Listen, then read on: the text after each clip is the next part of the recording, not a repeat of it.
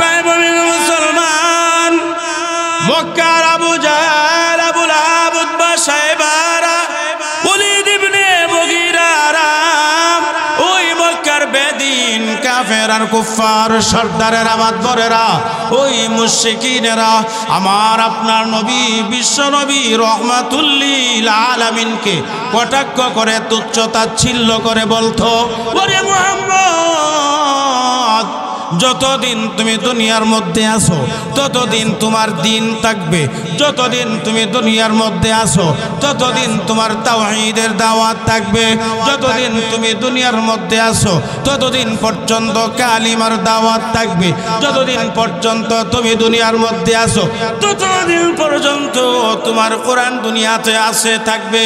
যেই দিন থেকে তুমি দুনিয়া ছেড়ে বিদায় হয়ে যাবে, যেই দিন থেকে তোমার মৃত্যু হয়ে যাবে, ইন্তেকাল হয়ে যাবে মুহাম্মদের, ওই দিন থেকে তোমার দ্বীনের দাওয়াত বন্ধ হয়ে যাবে, তাবলীগের কাজ বন্ধ হয়ে যাবে, কোরআনের দাওয়াত বন্ধ হয়ে যাবে, একত্ববাদ আর রিসালাতের দাওয়াত বন্ধ হয়ে যাবে, আখিরাতের দাওয়াত বন্ধ হয়ে যাবে। তোমার এই দিন পরিচালনা করার জন্য এই পৃথিবীর মধ্যে কেউ থাকবে না, কারণ হলো তোমার তো কোনো সন্তানাদি নাই। হে ভাই মুমিন মুসলমান, আমার নবী, আপনার নবী রহমাতুল লিল আলামিনের চারটা ছেলে, চারটা ছেলে সন্তান আল্লাহ রাব্বুল আলামিন দান করেছিলেন খুশি হয়ে। আবার আমার আল্লাহ নিজে খুশি হইয়া শিশুকালেই ওই চারজন ছেলে সন্তানকে দুনিয়া থেকে উঠাইয়া আল্লাহ তাআলা নিয়ে গেছেন। এখানেও আমার আল্লাহর বিরাট বড় একটা হিকমত আছে, হিকমত আছে না নাই? জোরে কর। আবু জাহেল, আবু লাহাবেরা বলো, ওরে মুহাম্মদ, তোমার যেহেতু কোনো ছেলে সন্তান দুনিয়ার মধ্যে নাই, তোমার পরে তোমার এই দ্বীনের কাজ কে করবে? তোমার পরে তোমার দাওয়াতের কাজ কে করবে? কোরআনের কাজ তালিম কে করবে? ওয়াজ নসিহতের কাজ কে করবে? আর কেউ তো করতে পারবে না। তোমার মৃত্যুর সাথে সাথে তোমার দ্বীনে ইসলামের মৃত্যু হয়ে যাবে। নাউযুবিল্লাহ, জোরে কর। এ ভাই মুমিন মুসলমান, শুধু তাই নয়,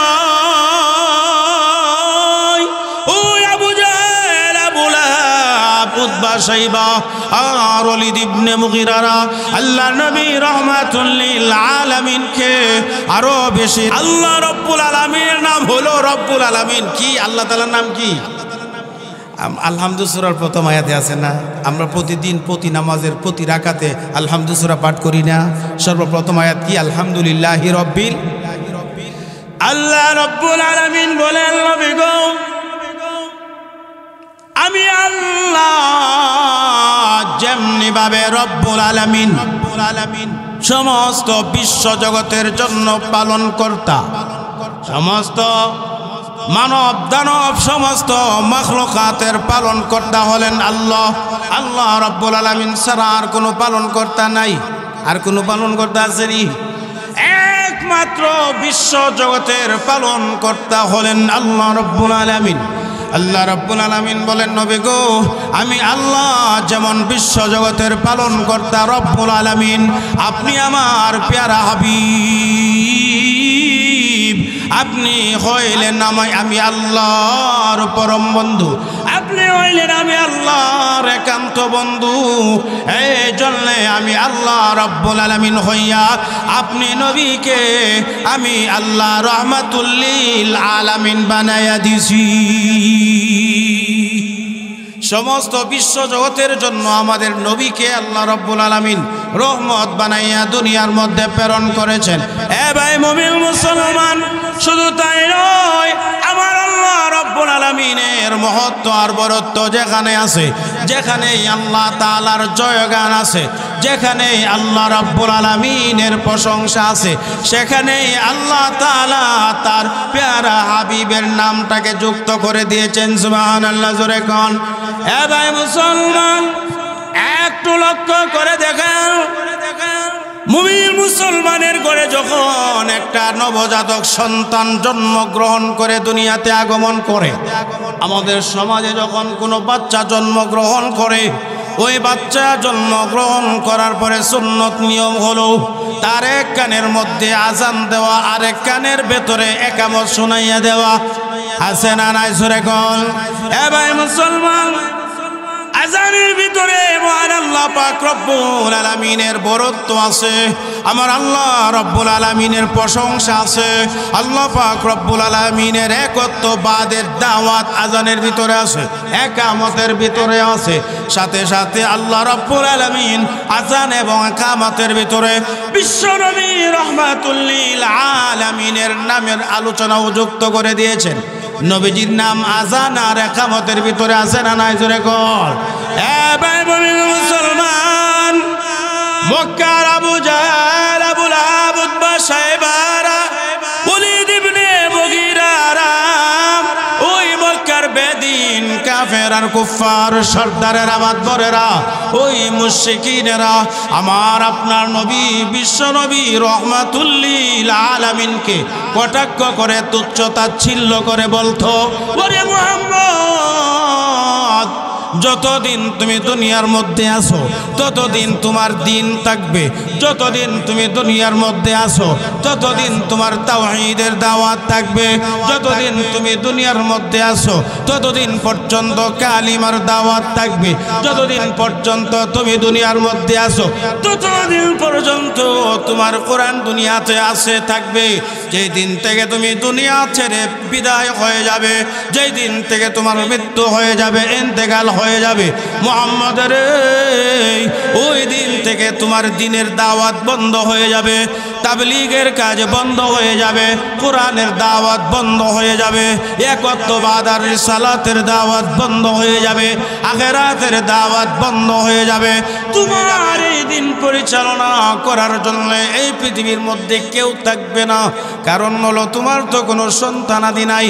হে ভাই মুমিন মুসলমান, আমার নবী আপনার নবী রাহমাতুল লিল আলামিনের চারটা ছেলে, চারটা ছেলে সন্তান আল্লাহ রব্বুল আলামিন দান করেছিলেন খুশি হয়ে। আবার আমার আল্লাহ নিজে খুশি হইয়া শিশুকালেই ওই চারজন ছেলে সন্তানকে দুনিয়া থেকে উঠাইয়া আল্লাহ তাআলা নিয়ে গেছেন। এখানেও আমার আল্লাহর বিরাট বড় একটা হিকমত আছে, হিকমত আছে না নাই জোরে কল। আবু জাহেল আবরা বলো, ওরে মুহাম্মদ, তোমার যেহেতু কোনো ছেলে সন্তান দুনিয়ার মধ্যে নাই, তোমার পরে তোমার এই দিনের কাজ কে করবে? তোমার পরে তোমার দাওয়াতের কাজ কে করবে?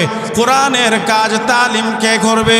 ওয়াজ নসিহতের কাজ কে করবে? আর কেউ তো করতে পারবে না। তোমার মৃত্যুর সাথে সাথে তোমার দ্বীনে ইসলামের মৃত্যু হয়ে যাবে। নাউযুবিল্লাহ জোরে কর। এ ভাই মুমিন মুসলমান, শুধু তাই না,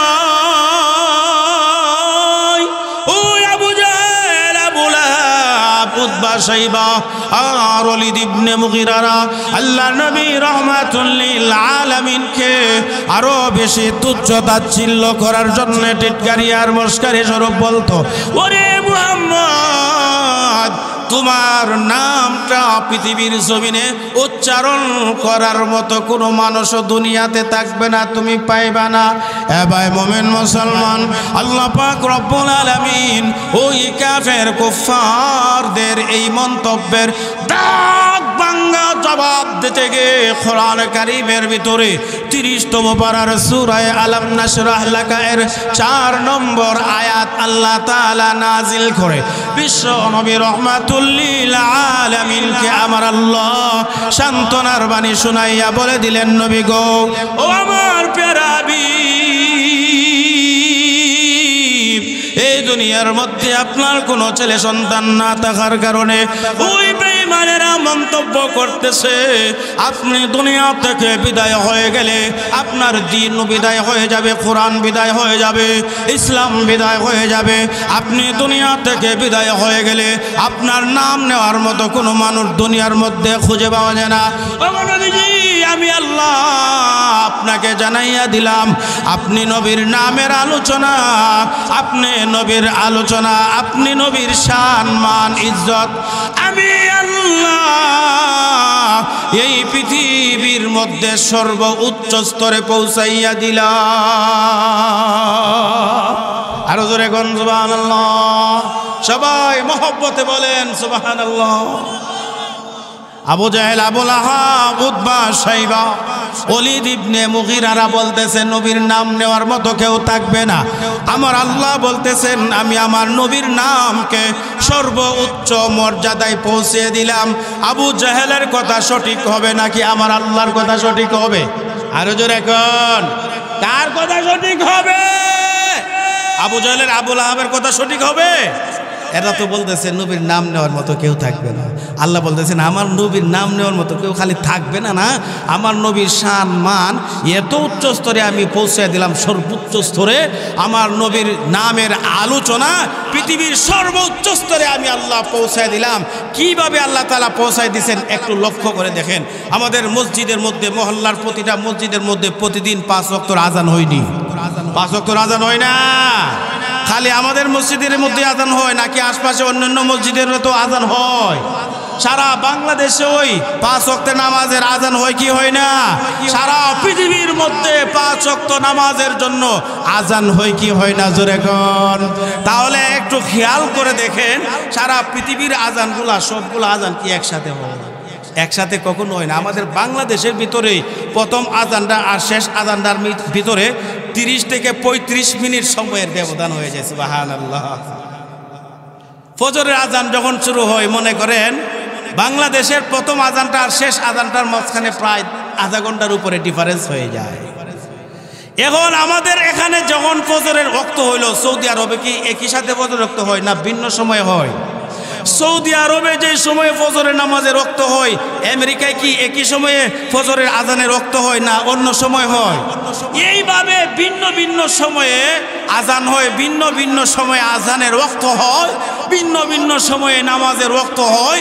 এইভাবে বিজ্ঞানীরা রিসার্চ করে বের করেছেন যে 24টা ঘন্টার ভিতরে একটা সেকেন্ড সময় খালি যায় না, একটা সেকেন্ড সময় বিরত থাকে না, একটা সেকেন্ড সময় মিস হয় না, যে সময়টার ভিতরে পৃথিবীর কোনো না কোনো জায়গাতে আজান হয় না। সুবহানাল্লাহ। আরো জোরে কোন সুবহানাল্লাহ। তাহলে প্রত্যেকটা মসজিদের প্রত্যেকটা আজানের ভিতরে আল্লাহু আকবার, আল্লাহু আকবার, আল্লাহু আকবার, আল্লাহু আকবার, আশহাদু আল্লা ইলাহা ইল্লাল্লাহ। এরপরে কি বলতে হয় জোরে কোন? আশহাদু আল্লা ইলাহা ইল্লাল্লাহর পরে কি বলতে হয়? আজান পারেন না আপনারা? না লক্ষ্য করতেছেন না? খেয়াল অন্যদিকে করলে চলবে না তো, মনোযোগ দিয়ে শুনতে হবে। আশহাদু আল্লা ইলাহা ইল্লাল্লাহ,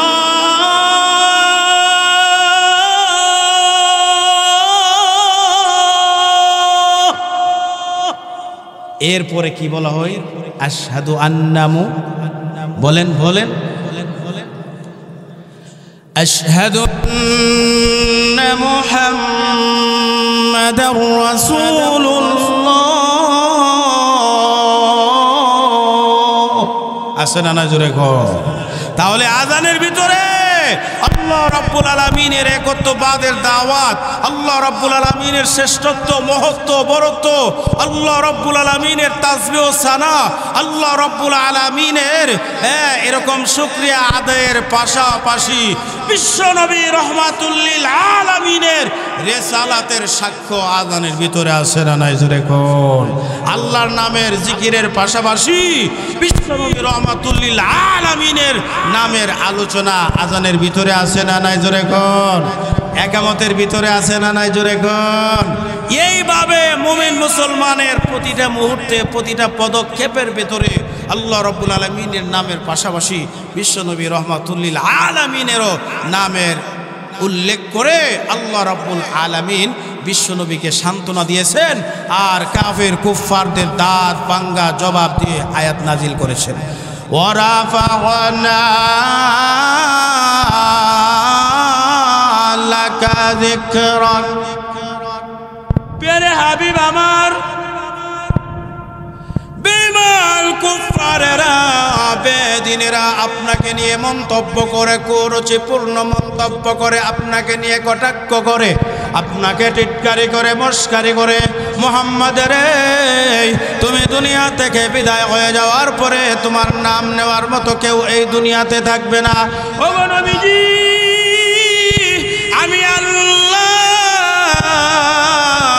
কুদরতি ভাবে আজানের ভেতরে আপনার নাম ঢুকাইয়া দিয়েছি আমি আল্লাহ, ইকামতের ভেতরে আপনার নাম ঢুকাইয়া দিয়েছি আমি আল্লাহ, নামাজের ভিতরে দুরূদ শরীফ, ওই দুরূদ শরীফের ভিতরে আপনার নামের আলোচনা আছে।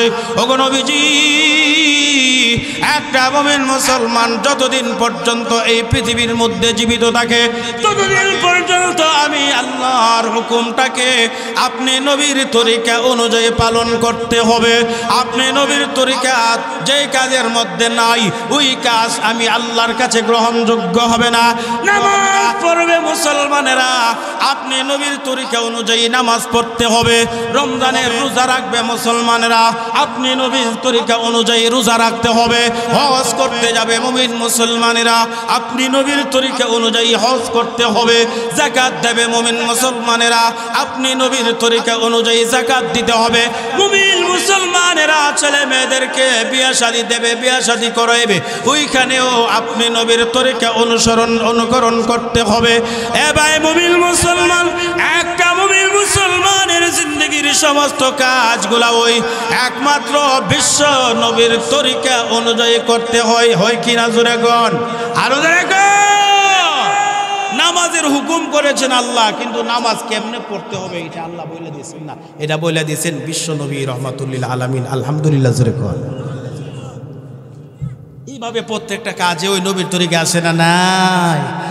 এবার দুনিয়ার মধ্যে যতদিন অবস্থান করব ততদিন পর্যন্ত বিশ্ব নবীর তরিকা অনুযায়ী চলতে হবে, বিশ্ব নবীর পথ আর মত অনুযায়ী চলতে হবে।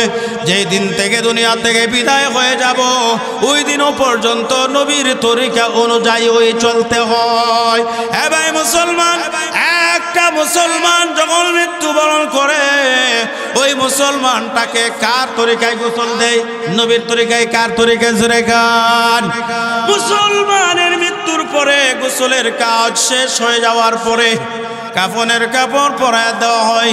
কার তরিকায় জোরে গান? কাফনের কাপড় পরে দেওয়ার পরে জানাজা নামাজ দিতে হয়। জানাজা দেওয়া হয় নবীর তরিকায়। জানাজার নামাজ শেষ করে কবরের মধ্যে রেখে দেওয়া হয়।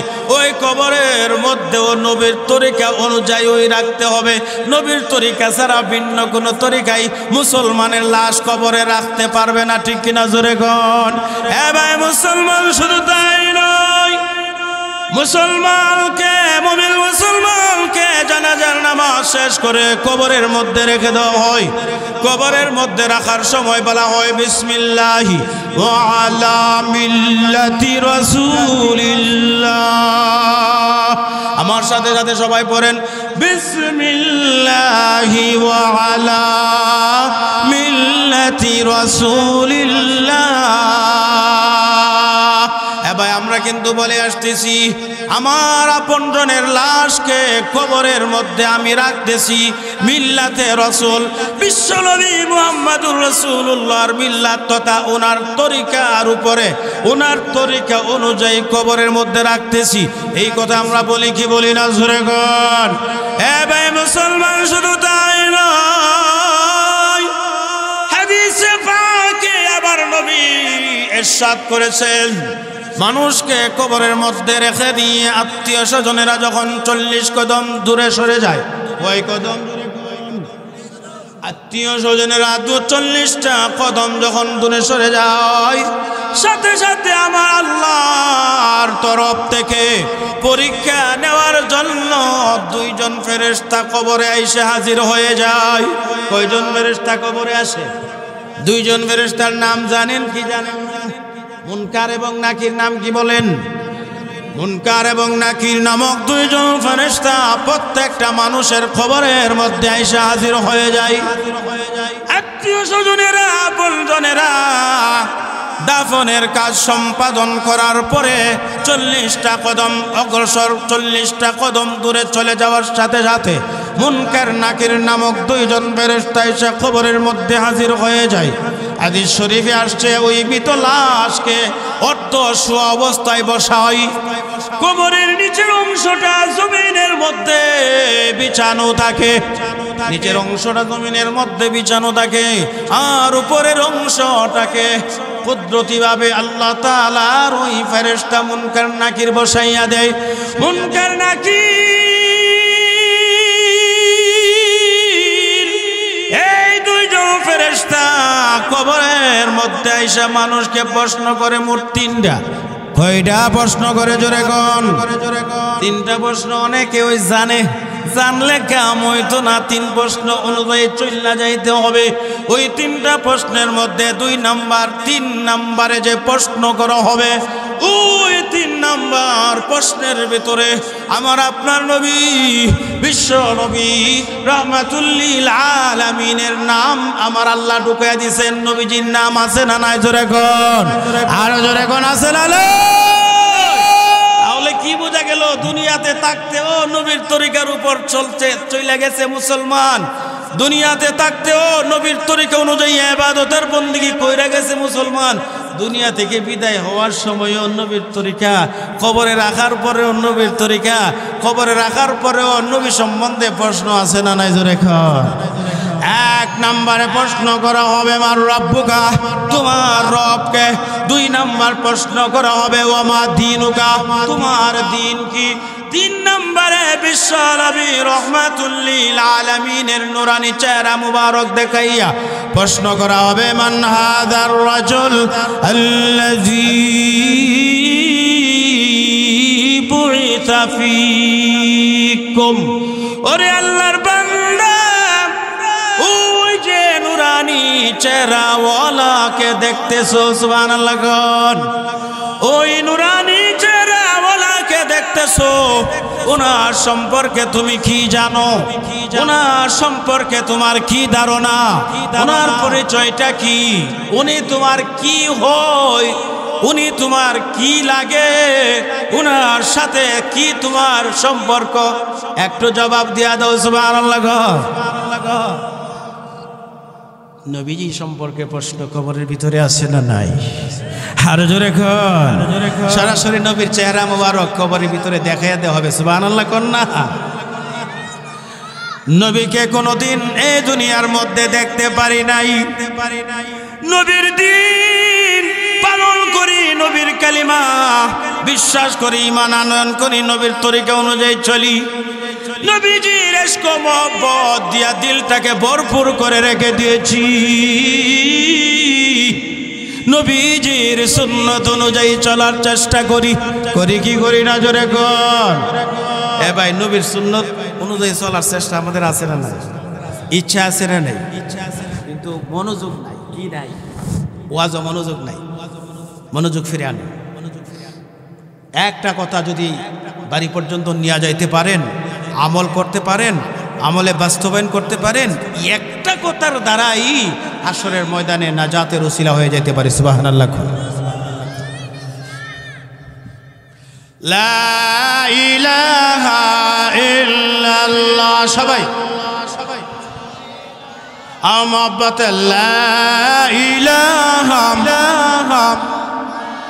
লা ইলাহা ইল্লাল্লাহ লা ইলাহা।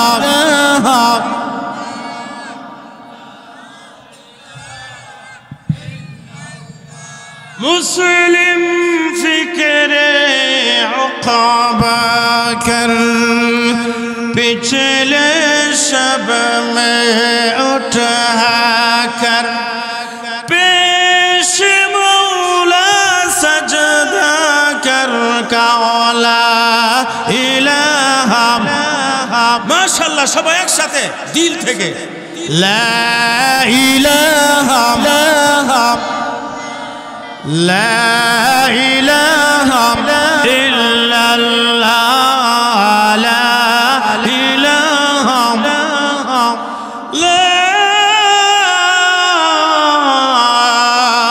ইলাহা ইল্লাল্লাহ মুহাম্মাদুর রাসূলুল্লাহ সাল্লাল্লাহু আলাইহি ওয়াসাল্লাম। যে কালিমা আমরা পাঠ করলাম, এই কালিমা হইল আল্লাহ পাক রব্বুল আলামিনের জান্নাতে যাওয়ার টিকিট, সুবহানাল্লাহ। কোন মুসলমান কোন মানুষ যদি আমার আল্লাহ রাব্বুল আলামিনের জান্নাতের মালিক হতে চায়, আল্লাহ রাব্বুল আলামিনের জান্নাতের সদস্য যদি হতে চায়, আল্লাহ রাব্বুল আলামিনের জান্নাতের বাসিন্দা যদি হতে চাই, আল্লাহ রাব্বুল আলামিনের জান্নাতের একজন সম্মানিত মেহমান যদি কেউ হতে চাই, অবশ্যই অবশ্যই এই দুনিয়া থেকে এই কালিমা লা ইলাহা ইল্লাল্লাহ পড়ে যেতে হবে। ঠিক কিনা? জোরে কর, আরো জোরে কর। আমার আল্লাহ রাব্বুল আলামিন জান্নাতুল ফিরদাউসের প্রধান গেটের উপরে, প্রধান ফটকের উপরে সোনালি অক্ষর দিয়া এই কালিমা লিপিবদ্ধ করে রেখে দিয়েছেন। কালিমা লা ইলাহা ইল্লাল্লাহু মুহাম্মাদুর রাসূলুল্লাহ সাল্লাল্লাহু আলাইহি ওয়াসাল্লাম। এই কালিমা জান্নাতের প্রধান গেটের মধ্যে লেখা আছে না নাই? জোরে কোন। তাফসীরে কিতাবে উল্লেখ করা হয়েছে আল্লাহর পয়গম্বর হযরত সাইয়্যিদুনা আদম আলাইহিস সালাতু ওয়াস সালামকে আমার আল্লাহ রাব্বুল আলামিন জান্নাতের ভিতরে বানাইয়া রেখে দিয়েছেন। প্রথমে আদম পয়গম্বরের 3.5 হাত বডি আমার আল্লাহ তৈরি করেছেন। এরপরে 3.5 হাত বডির ভিতরে আল্লাহ পাক রব্বুল আলামিন আদম নবীর রূহকে নিক্ষেপ করলেন। আদম নবীর দেহের ভিতরে রূহ পৌঁছার সাথে সাথে আদম নবী 2টা চক্ষু খুললেন। 2টা চক্ষু খোলার সাথে সাথে আদম নবীর 2টা চক্ষু অন্য কোথাও যায় নাই, সরাসরি জান্নাতুল ফিরদাউসের প্রধান গেটের উপরে আদম নবীর চোখ পড়ে যায়। চোখ পড়া মাত্র আদম নবী দেখতে পাইলেন জান্নাতের প্রধান গেটের ভেতরে সোনালি অক্ষর দিয়া আল্লাহ রাব্বুল আলামিন লিখে রেখে দিয়েছেন লা ইলাহা।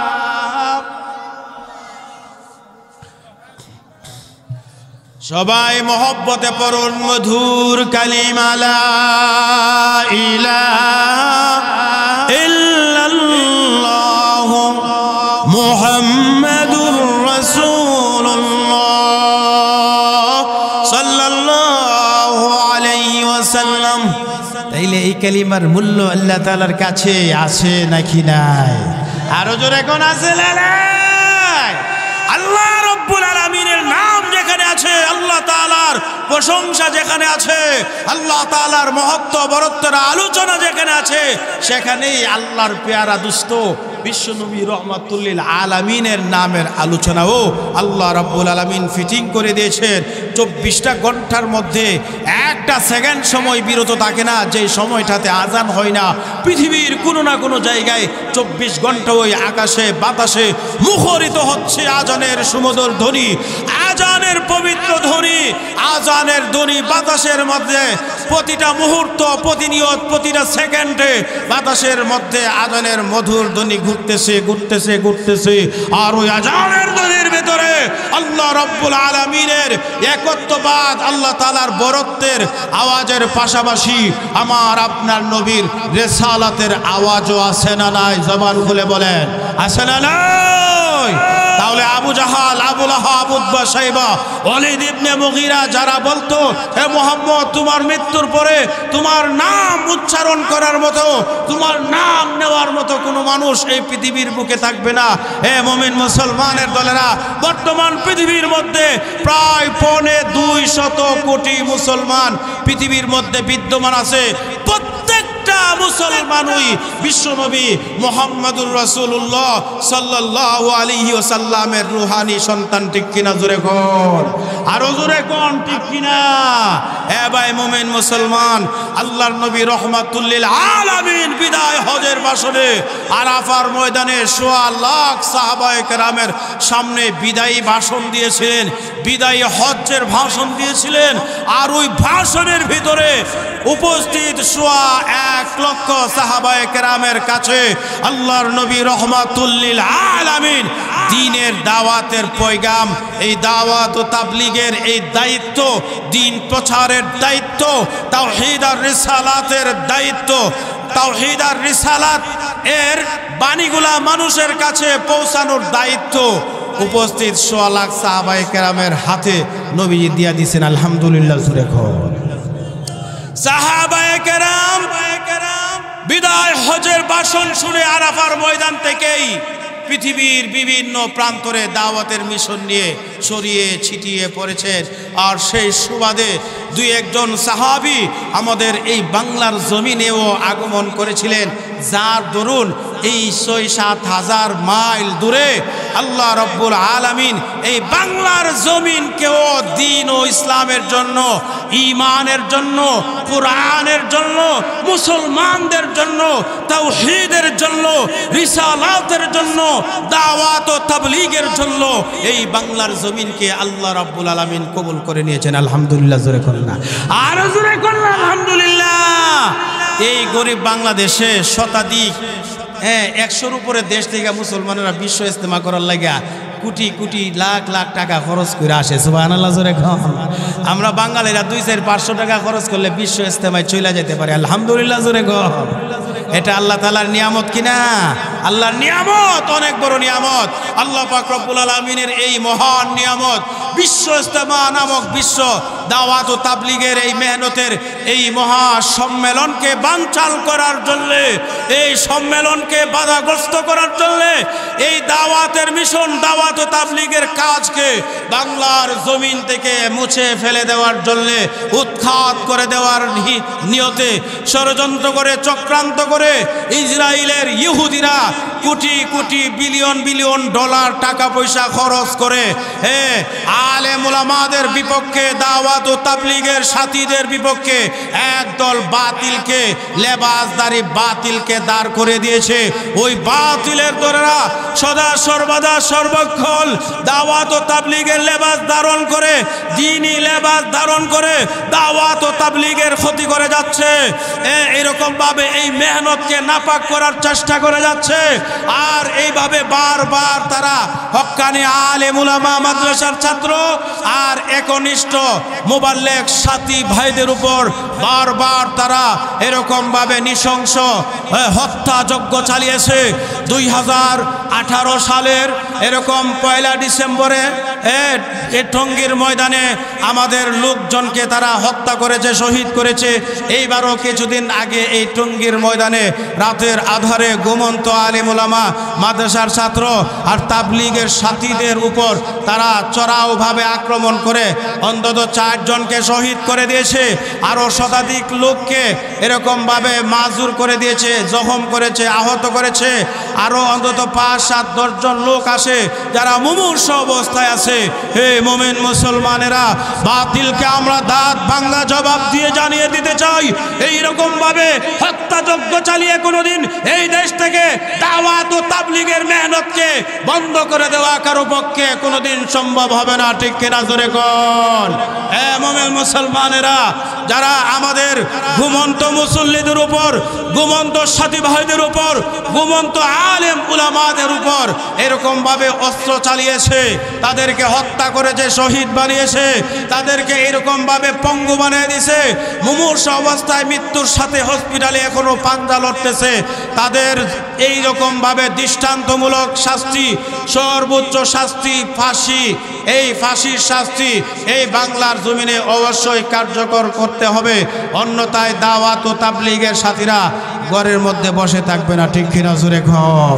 আমার প্যারে হাজিরিন, বিশ্বনবী রহমাতুল্লিল আলামিনের পক্ষ থেকে আরাফার ময়দান থেকে বিদায় হজ্জের ভাষণের মাধ্যমে সাহাবায়ে কেরাম দাওয়াত ও তাবলীগের মেহনতের জিম্মাদারি তারা গ্রহণ করেছিলেন। তাদের পরে তাবেঈনগণ দায়িত্ব গ্রহণ করেছেন, তাবেঈনগণের পরে তাবেঈনগণ সেই দায়িত্ব আঞ্জাম দিয়েছেন, তাবেঈনগণের পরে আইম্মায়ে মুজতাহিদিনগণ সেই দাওয়াত ও তাবলীগের দায়িত্ব আঞ্জাম দিয়েছেন। এরপরে উলামায়ে মুতাকাদ্দিমিনগণ দাওয়াত ও তাবলীগের দায়িত্ব আঞ্জাম দিয়েছেন। এরপরে উলামায়ে মুতাআখিরিন মুতাআখিরিনগণ সেই দায়িত্ব আঞ্জাম দিয়েছেন। এরপরে মুফতি, মুহাদ্দিস, মুফাসসির, আলেম উলামাগণ, ইমাম, খতিবগণ, মুফাসসিরগণ, মুহাদ্দিসগণ, বক্তাগণ তারা এই দাওয়াত ও তাবলীগের জিম্মাদারি পালন করে আসতেছে। কিয়ামত পর্যন্ত তাদের হাতেই ইনশাআল্লাহ দাওয়াত ও তাবলীগের মেহনত নিরাপদ থাকবে। ঠিক কিনা জোরে কোন? একদল গুমরাহপন্থীরা বলে, দিল্লিপন্থীরা, ইহুদিপন্থীরা, সাদপন্থীরা, এতাআতিপন্থীরা, হাতাহাতিপন্থীরা, এরা অনেক সময় নিজেদেরকে তারা কি মূল দ্বারা দাবি করে আর আমাদেরকে শাখা পোশাখা বানায়। ডাহা মিথ্যা কথা, দুকা প্রতারণা ছাড়া আর কোনো কিছুই না। ঠিক কিনা জোরে কও? দাওয়াত ও তাবলীগের কাজ মাঝখান দিয়ে অনেকদিন বিরত ছিল।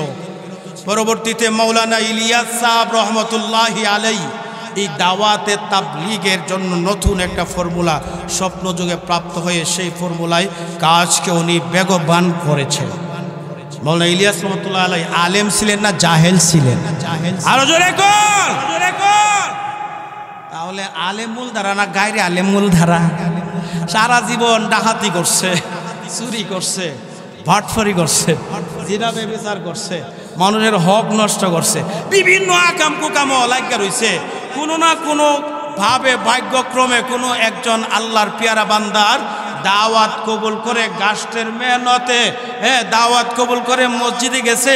মসজিদে গিয়া প্রথমে 3 দিনের জন্য নাম লেখাইছে, 3 দিন লাগাইছে। এরপরে 40-এর জন্য এরকমভাবে তৈয়ার হয়েছে, 40 চিল্লা লাগাইছে। এরপরে 3 চিল্লার জন্য তৈয়ার হয়েছে, 3 চিল্লা লাগাই আইছে। 3 চিল্লা 4 মাস তাবলীগের সময় লাগাইয়া বাড়িতে আইছে। এর লিগা বড় মুফাসসির হয়ে গেছে গা, মুহাদ্দিস হয়ে গেছে গা, মুফতি হয়ে গেছে গা, আলিম হয়ে গেছে গা। ওনার ইমামরে ভাল লাগে না, খতিবরে ভাল লাগে না, খতিবের উপরে ফতোয়া দেয়। নাউজুবিল্লাহ জোরে কর। আচ্ছা, সহজ কথায় বলেন, এক কথায় জবাব দিবেন। নবী ছিলেন আলেম, সাহাবায়ে কেরাম ছিলেন আলেম, তাবেঈনগণ ছিলেন আলেম, আইম্মে মুজতাহিদিনগণ ছিলেন আলেম, উলামায়ে মুতাকাদ্দিমিন, উলামায়ে মুতাআখিরিনগণ ছিলেন আলেম। যারা এই কাজের দ্বারক বাহক, যারা এই কাজ পরিচালনা করে আসছেন, দায়িত্ব আঞ্জাম দিয়ে আসছেন, সবাই আলেম। তাইলে মূল দ্বারা কি আলেমরা না গায়রে আলেমরা? গাছ বড় না জিংলা বড়? এখন যদি মাঝখানটা জিংলা বাইরিয়া গায়রে আলেমরা যদি আমরা মূল দ্বারা, এটা কি সঠিক না মিথ্যা? এই মিথ্যার প্রতারণা থেকে বেঁচে আসতে হবে। মুসলমান, সারা বাংলাদেশে জোয়ার উঠেছে। ওই যে টঙ্গীর ময়দানের হত্যাকাণ্ডের পর থেকে প্রতিনিয়ত অনলাইনে যারা অ্যাক্টিভ থাকে তারা দেখতে পায় বিভিন্ন জায়গার বিভিন্ন মসজিদ থেকে, বিভিন্ন মসজিদ মাদ্রাসায় গিয়া হাজির হয়ে দলে দলে 5 জন, 7 জন, 10 জন, 20 জন, 40 জন করে আমির মামুর সবাই মিলে তাদের ভুল তারা বুঝতে পেরে তাদের ভুলের উপর অনুশোচনা করে খালিস অন্তরে তওবা করে সঠিক পথে আলেম উলামাদের নেতৃত্বে, শুরাই নিজামের নেতৃত্বে প্রতিদিন অসংখ্য গণিত মানুষ বাংলার জমিনে হেদায়েত পাইতেছে, সঠিক পথে ফিরে আসতেছে। আলহামদুলিল্লাহ জোরে কর। ইনশাআল্লাহ বেশি দিন লাগবে না, আপনারা দেখতে পাবেন অল্প দিনের ভেতরেই যে কয়জন বাকি আছে সকলেই তাদের ভুল বুঝতে পেরে তাদের ভুল পথ পরিহার করে আলেম উলামাদের হাতে হাত রেখে তওবা ইস্তেগফার করে আসল মূল দ্বারাই তারা সকলেই ফিরে আসবে বলে ইনশাআল্লাহ। আরো জোরে বলে ইনশাআল্লাহ। পথ ভ্রান্ত সকল ভাই বাবাদেরকে আল্লাহ তাআলা অতি তাড়াতাড়ি হেদায়েত দিয়ে সঠিক পথে ফিরে আসার তৌফিক দান করেন বলি আমিন। আমার প্যারে হাজিরিন, কথা কই থেকে কই চলে গেল, এখন আর গুছানোরও সময় নাই। আমাদের মেহমান আসছেন, দেখেন আমার অত্যন্ত সেরে তাজ মহব্বতের উস্তাদ আল্লামা হাফেজ জুবাইর আনসারী রহমতুল্লাহি আলাইহির সুযোগ্য সাহেবজাদা, আমাদের ছোট ভাই হাফেজ মৌলানা মুফতি সাইফুল্লাহ আনসারী দামাত বারাকাতুহুম মঞ্চে আইসা হাজির হয়ে গেছেন। সবাই বলি আলহামদুলিল্লাহ। উনি হুজুরে ছেলেদেরকে আগে মাঠে নামাইছেন না, ইদানিং কালে মাঠে ময়দানে কাজ করতেছেন। বয়ান মাশাআল্লাহ অত্যন্ত চমৎকার বয়ান করে থাকেন। ওনার জবান থেকে আপনারা বয়ান শুনবেন। এরপরে আমি দেখলাম আমার পীর সাহেব হুজুর পীরে কেবলা আল্লামা আব্দুল কুদ্দুস সাহেব দামাত বারাকাতুহু এসে হাজির হয়ে গেছেন। সম্ভবত আলীনগরের হুজুরও চলে আসছেন। এজন্য আমি কথা আর সামনের দিকে বাড়াই না, অন্য কোনো সময় সুযোগ হলে ইনশাল্লাহ বিষয়বস্তুর উপর আপনাদেরকে নিয়ে আলোচনা করার চেষ্টা করব। ভাইরা আমার, আমি একটা কথা আরজ করে যাই, নবী পাক সাল্লাল্লাহু আলাইহি সাল্লামের সিফাতের উপর, নবীজির গুণাবলীর উপর আমরা আলোচনা করতেছিলাম। নবীজির আশেক প্রত্যেকটা উম্মতই হাসরের দিন নবীজির শাফাত আমরা সকলে চাই কি চাই না? জোরে কোন। নবীজির শাফাত যদি আমরা চাই তাহলে আমাদেরকে দুইটা কাজ করে যেতে হবে। এক নাম্বার কাজ হলো নবীজির সুন্নত খুঁজে খুঁজে বের করে আমল করতে হবে। আর দুই নম্বর কাজ হলো সময় সুযোগ অনুযায়ী সকাল সন্ধ্যা সকাল বিকাল নবীজির উপর দুরূদ শরীফের আমল করতে হবে। রাজি আছেন সবাই? আল্লাহ তাআলা তৌফিক দান করেন বলি আমিন। আমার মোহতারাম ভাইকে আপনাদের সম্মুখে ওনার চমৎকার বয়ান পেশ করার জন্যে আমি সময়